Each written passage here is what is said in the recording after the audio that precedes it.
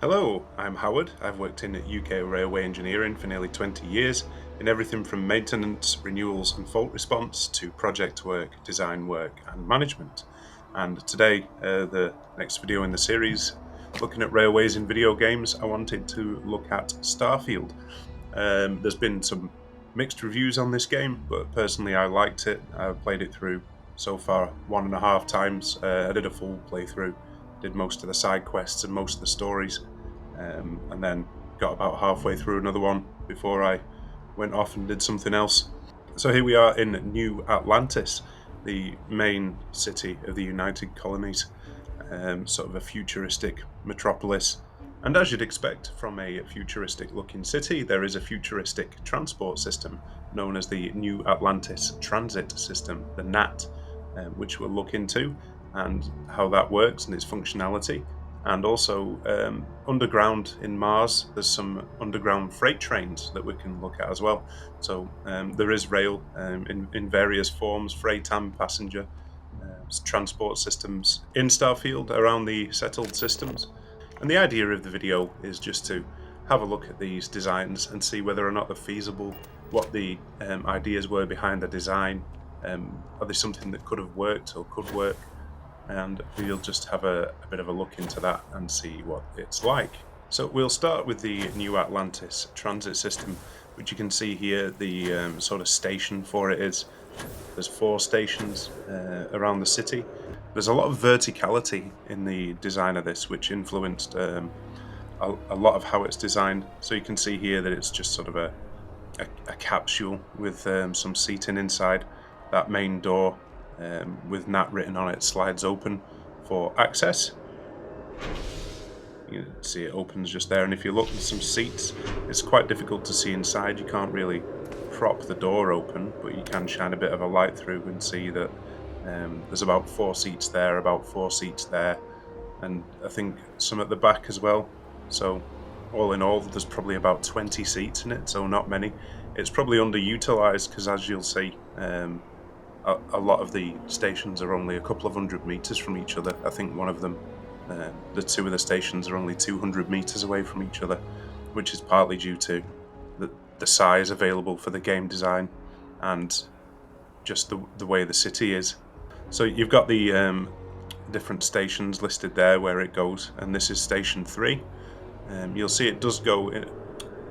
She's just casually falling in the gap between the train and the platform, as every sign around the station advises you not to do. So you can see over there the mast transit station is 362 meters away from where we currently are, but quite a fair distance up. The commercial district is about 230 meters, but again in an upward direction. And the residential district, that's only 300 meters. So the whole circuit that this NAT system runs on can only be about 2 kilometers long, a couple of thousand meters, if that, at most. So it's not really a sort of high-speed rail network that needs to cover a lot of ground. So let's have a look at the actual operation and functionality of it. You can see underneath it's offset to one side from its mounting position, which at first I thought was very strange. It would make a lot more sense, I thought, to have it on top of a monorail, just one big rail underneath, or one big rail over the top, like a traditional monorail sort of setting. But this actually makes sense when you look at it, because it needs to deal with the verticality. So there's areas you see over there where it literally just goes straight up. There's no gentle ascent or incline or gradient. It just goes from horizontal to vertical at 90 degrees straight up. And this is really the only way to deal with that. Because when you've got a straight rail system underneath just one monorail, you need quite a long run up to gain any real height. And if you tried to do it at 90 degrees, the end throw would just bash into the wall. And also, if you did it mounted on the rail underneath, the cab would tilt and everybody would fall out of the seats and just end up in the cockpit or at the back of the capsule. So the way they've done it here is to mount it at the side and have it pivot around this sort of articulation point where it meets at the wall. So whatever attaches to the wall must be able to rotate and articulate. And you can see the rail itself is made of this sort of corrugated sheet metal. This is probably some kind of exotic metal, because I've really no idea how this affixes to the wall, whether it's magnetized, but I don't think so. Because two reasons. Number one, me and the 17 guns in my backpack would be firmly attached to the wall.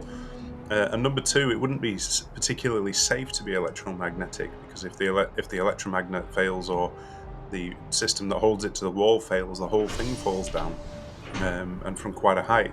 So maybe it's like molecular bonding, and it unbonds and reattaches to the walls in order as they run a frequency through it. Something really crazy in sci-fi. Or perhaps it's like really tiny interlocked wheels, almost in a sort of lattice structure that would allow it to go along the grooves and then up the others, because it's sort of a square lattice that could run along in between these little grooves. I've really no idea. It's quite frankly, I don't know if the developer did either when they made it. It's obviously something high tech and space age that I don't really understand. And you'll see here an example where it just goes 90 degrees and then straight up. Enough room in the channel to fit the end throw, the cab or the rear of it as well, in this big channel going all the way up on the rail. You see the rail just switches immediately 90 degrees and goes straight up. So it's quite weird to think about, and the actual point of attachment must be thinner than the width of this, because when it goes upwards, the actual contact surface must only be about the size of this circle, or even if I zoom in, that must be the size of the contact surface, just a square in the middle of it, because it has to change direction and go up. So although it's got this long green piece, not all of that is going to be in contact with it, because the length of that green section is less than the width of the rail when it starts going vertical. So there must be a rather small, just sort of square shaped contact surface. So whatever's holding that on is clearly very powerful and mysterious. I've also considered that these squares in the floor propel it along in some way, because why would there be squares so often? Like they're spaced, almost like they're that system maybe attaches it to the wall, but then these squares on the bottom propel it along. There's still some rail on the side of that, and it takes quite a long curve around to get to the other side and go up the other side of the city. So it takes quite a long sweeping curve around there. So as it's going round, I don't think, although it's quite futuristic, I don't think it can handle a 90-degree turn. Although it can go straight up and down and side to side at 90 degrees in those two dimensions, I don't think it can get round a curve that's very sharp, because it would need to have that contact surface with the rail continually on the way around in order to not fall off. So if it tried going around a corner, the contact surface would reduce to like a millimeter or two, and it would probably fall off. So it needs to take this quite long sweeping curve round here. Alternatively, this could just be because it's rather nice scenery, and if you're riding the Gnat, why not have a nice ride out over the water? It's better than oh my god, never mind. So as we get round this side, we're on the other side, the opposite side to the station now. You can see the rail still continues along here, although it's got some plates over it, and then vanishes. And I thought, oh, where does that go? And then I realised it was on the other side of the wall. So I think that's just the designer has used the same wall piece without changing the sides of the rail, unless the Gnat does a sort of 180 ollie kickflip as it reaches this point. But I sincerely doubt that. So it's more likely that they've just made a little bit of a mistake there. And so let's look at going somewhere in the Gnat. So let's choose to go to the commercial district, which is up there, in a leftwardly direction.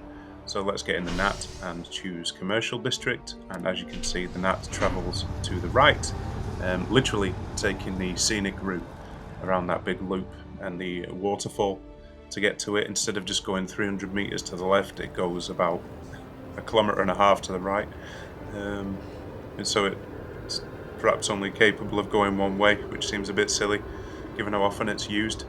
You can see this is where it comes up from where we just were at the bottom of that long shaft we were just looking up, and through these bay doors. So there's these closed off bay doors, obviously for safety, so that no one or nothing falls down it. While the NAT is in transit, it probably just opens to let it through briefly, and then it goes off underground, because for the most part, the NAT is a subway, really. Most of the parts around the top side of the city, it goes underground. So let's have a look at the channel that it comes up from the top side. There it is. It comes up from where we just were at the spaceport and goes underground, and then goes underground here, and takes a little turn to here. And from the commercial district, it heads into and out of the mast district from these underground tunnels that you can see here, well, these underwater tunnels, either side of the mast, some underwater tunnels that the NAT goes through. Here in the mast station, you can see it's only less than 200 meters from the residential district, about 195 meters from here, from this tunnel to the residential district. Makes you wonder if it's worth it. It's probably more time in a loading screen than actually to walk 200 meters or jetpack it. Here we see the other side of the mast station, where there's this underground tunnel that goes under the water and then under the ground to, it's just along here somewhere, 178 meters to the residential zone. Here we are, midway between the two. There's the, you can see just how close they really are. The mast district there and the residential district. This is supposed to be sort of a fast travel system in terms of game mechanics, at least, but it's not very fast compared to just running, I think. Here's another bay door where it comes up from underneath after it's been through the tunnel under the water, steps up and steps onto the station platform. Down here is the spaceport where we started, and the mast line coming up from where we initially started down there at the spaceport. You can see where it comes in and follows that tube, that sort of white and brown off-coloured tube, is the NAT route, where it you can see where it comes up and along and goes to mast, and then from mast under the water to round to this station, and from this station it goes down there. Quite a long way. Let's have a bit of an abseil down here using the old jetpack and see what's going on in this step up, where the NAT comes up from the bottom and it looks like it has a step up. I don't know why it doesn't just go all the way to the top. Maybe it's they've tried to line it up with the geology and the rock face there. Instead of putting a tube all the way up, they've managed to sort of rest it into the rock, which probably makes it more stable than just building a straight up tube. Ignore the tree clipping through that there. And here, I think this is just, they probably didn't think anyone would jetpack under here and check, but it does just go to a blank dead end. There's no like obvious bay door or anything that opens. It just turns into a dead end. Here we are underground on the planet Mars, looking at some of the underground rail freight network. In this game, Mars is primarily a mining planet, so a lot of this is geared towards heavy mining freight with big hoppers of various ores and iron, and also mining equipment, some stuff loaded up with mining kit like this one here. Obviously crates full of gear and supplies for the underground mines, which are extensive and enormous. I haven't seen any engines for any of these wagons, which is sort of leading me to believe that these wagons might be self-powered, basically just big mine carts that power themselves, because I haven't seen a single engine down here. So let's have a look. You can see a buffer here, This yellow part, it looks like in later shots, it's like some sort of gel pack, like an absorbent material filled with fluid or gel that takes the shock, a shock absorber, rather than a traditional buffer style, which is interesting. You've got big doors it goes through, but the track here, at least in this section, appears to be sort of a concrete slab with sleepers embedded into it, metal sleepers. Clearly not track circuited because there's no insulation between the sleepers and the rails. But this is a bit of an unusual wheel design, and it rides on two rails instead of one. Um, and this side appears to have derailed. I don't know whether it's been placed like that unintentionally or whether it's meant to have derailed in the game. But if you look in the top left now, you can see that sort of gel swirling around in the yellow buffer there. So let's have a look at the wheel design. I wasn't too keen on this wheel design at first. The entire purpose behind a train wheel is why rail is so efficient, is it can move a large amount of weight for very little energy because of the contact surface is very small. Your normal train wheel runs on a contact surface about the size of a fingernail.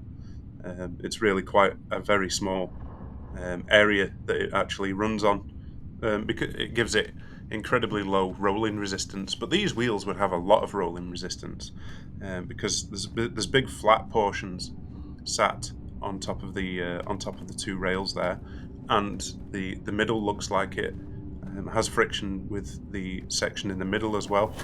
So it looks like there's just a lot of friction, a lot of contacts. This isn't ideal for rail normally. But there's some other considerations with this. If they might even be magnetized because what I'm thinking is the gravity on Mars is about 0.38 that of Earth, about 38% of Earth's gravity, so just over a third of Earth's gravity, which is considerably less. So our puny Earth train contact wheel surface probably isn't enough to work on Mars because of the so much less gravity, so much therefore resulting in so much less weight. There would be not enough friction to get the wheels moving probably. So they've had to make the wheels wider. I'm thinking to have more of that contact surface, and they may even magnetize onto it. Here we are in another section of Mars's underground railway. This time they've got an up and a down line, two-line railway here, although they've got both lines terminating here. So this is sort of probably the loading and offloading bay that goes out of that huge bay door. You can get a bit of a better idea of the track layout here. It's got the sleepers, and you can see the rail profile on the end there. It doesn't even look to be metal. It looks to be some sort of perhaps ceramic. Some tools here, not much has changed. Bit of duct tape, impact driver, usual stuff. And I'm not quite sure how these operate because, like I say, I've not seen any engines to shunt any of this around. It could be that they're self-powered. There's these devices on the sides of the wheels, and I've not been able to figure out whether these are propulsion or braking. It would seem logical that the brakes, because they look like sort of a hydraulic press contact that would press against the side of the wheel to stop it to use that as the brake. But it could also be propulsion. It could be a drive belt or drive wheel in there to sort of push those wheels around, or it could be propulsion and braking. So one line terminates here, just against this wall. There's not really a buffer stop at the end or anything like I'd expect, and then the other line goes out through that door and terminates just over there, past the enormous bay doors on the left. So this must be, given that both lines overlap and terminate here, I'm guessing this is where sort of everything's offloaded and loaded. So probably maybe a ship or a giant vehicle would come up to this door and take all the ore from the carts out through there. There's not really any machinery here to do that, but that must be what happens. Why else would two sections of railway stretching out through the mines terminate both in this location? And that must be what's going on. So overall, the new Atlantis Transit system is a bit over-engineered for what it does in terms of distance. So the top three stations, it only goes 2 to 300 meters between them. It's hardly worth getting in the NAT, it'd take you more time to walk into the mass district and get on board it than it would to just walk to the next destination. But that's for most people. But a civilization as advanced as the one on New Atlantis, even though it has advanced medicine and probably advanced prosthetics, it would take into account citizens that might need that level of transport. Those that are disabled or use some futuristic equivalent of a wheelchair would need transport. Perhaps the elderly. You'd imagine that a civilization such as that would look after those people, and a transport system that goes up all them huge flights of stairs to get to the upper parts of the city from the lower to and from the spaceport. It could also be useful. Maybe you can take bags on there if you're carrying heavy stuff, going back with your shopping and your 17 guns in your backpack. Maybe it's useful for that. I'm not entirely sure how it functions, and I'm not sure the developers know either, of how it actually affixes to that rail and what goes on there. Sci-fi magic, I think. Maybe there's something one of the data terminals around the city that actually tells you, but I've so far not found anything. It is weird that literally nobody else uses the NAT, although some characters refer to the NAT and even say that they get travel sick on it. You don't see anybody else use it. I think probably because if someone took it, and just before you got there, it definitely wouldn't be worth waiting for the next service, given that the next stop's only a couple of hundred yards or meters away. It also appears to only go one way, which I find a bit odd, given that if you want to go to the next stop, you should be able to just direct it to go that way rather than going 3 stops around just to get a short distance to the next stop. And as for the underground freight, that's entirely feasible. You would want a system like that for moving such heavy bulk of iron in for mining and for all the ores and for all the equipment. It would make sense that you'd have some sort of system like that underground, and you'd need to design it differently to Earth because of the difference in gravity. And I think that's one of the reasons we don't see more rail freight on different worlds. It's probably on Earth, at least, we've been designing rail on Earth for over 150 years, so we've kind of got what works and what doesn't down, in a way that in the future the individual considerations for each planet would have to be taken into account. So not just the gravity, but the air composition might be different. You might not have the same ratio mixture of nitrogen and oxygen, so you get different wind resistance and it behaves slightly differently. There might be tectonic issues that are different to Earth, and there's so many variables that we've had to take into account and really perfect on Earth that it's just going to be really hard to work all that out, even in the future. I think on various planets to actually get a functional and safe railway system, because it might be functional, but to actually make it safe, you're going to have to learn a lot, perhaps over 100 years to get a safe operational railway system on another planet.